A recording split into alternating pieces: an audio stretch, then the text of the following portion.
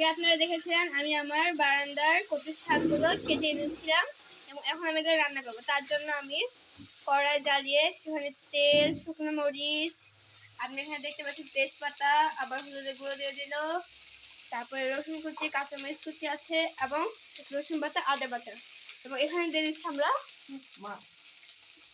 মাছ, 2 piece মাছ এবং মরিচের গুঁড়া করেছি। এগুলো দিয়ে আমরা আবার একটু নেড়ে দেবো। তারপরে একটু পানি দিয়ে দিব যাতে করে মশলাগুলো ভালোভাবে কষে যায়।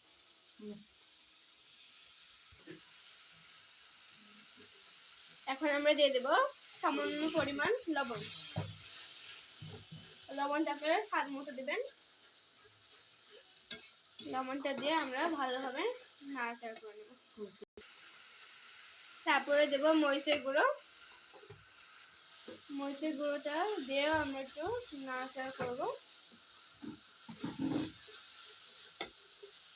এখন আমরা সিদ্ধ করে রাখা কচুর শাকের ভেতরে একটু তেঁতুল এবং একটু হলুদের গুঁড়ো দিয়ে সিদ্ধ করে নিয়েছিলাম। এই কচুর শাকগুলো আমরা এখন দিয়ে দেব।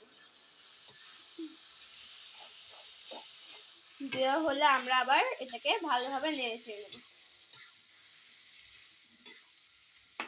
তারপরে একটু ধনের গুঁড়ো দিয়ে আবার একটু নেড়ে চেড়ে নেব।